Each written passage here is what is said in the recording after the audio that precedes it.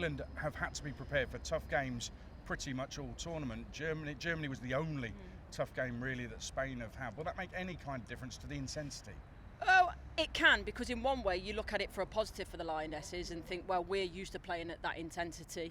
There's been moments where we've had to really dig deep, and you think, well, Spain have only had to do that once, so are they prepared to do it again? I suppose the flip side of that is we've had to do that quite a lot. So physically and emotionally, what type of demand has that taken on the players that have had to do that more regular than Spain, that potentially might come in a bit more relaxed and a bit more in a better physical condition?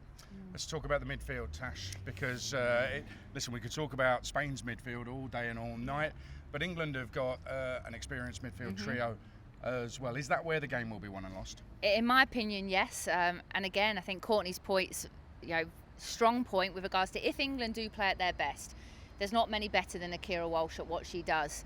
A fit Stanway, and I think that has been the problem, and I think I take my hat off to Stanway and how she's actually got herself into the 11 and back in this tournament, having missed 5-6 months of the season. Credit to her. I think Toon's been in good form this tournament, but I don't think, if I'm being honest, it's really clicked in there. I think we've struggled in a lot of the games with regards to dominating that midfield, and obviously again we've relied heavily on the subs to come on and finish the games off. And when I just look at that midfield of Spain, play together at Barcelona, know each other inside out, it's just been fluid, and it does concern me a little bit with regards to that kind of battle, because it is that saying, that's where the game's won, and that's why I do just think Spain will edge it a little bit for me quality wise. Midfield wise, Courtney, do you give England any kind of advantage at all?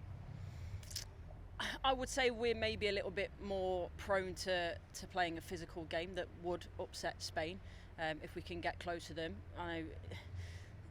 I think it's a difficult one, because both teams have got quality, but I think on the ball Spain do probably edge it. But I think if we can rattle them a little bit and stop them getting on the ball and actually stop the passes into the midfield, I think that could definitely be a way. So that's when your likes of your Kira Walsh and your Ella Toon specifically, when they're playing out from the back, if they can screen the passes into the midfield and almost stop it going into there, then we do have a chance. That's where as well I think that England have to do better, and I spoke about it last game, that I talk about as a football player, you have to earn the right to play. You have to almost, first 5, 10, 15 minutes, play ugly, unrattle them, kind of similar to what Italy did to England. I think we need to do that against Spain, I really do. And that's not saying England aren't as good as Spain, but actually they are going to suffer. Spain a better possession-based team. So actually I would love to see first 5, 10 minutes, big tackles going in, really shake that Spanish team, and then England have the players then that are good enough to start them playing the football. We talked about Kira Walsh saying they need to be braver on the ball, and actually they haven't done that enough this tournament. So I think Courtney's spot on. England absolutely can beat this Spanish team,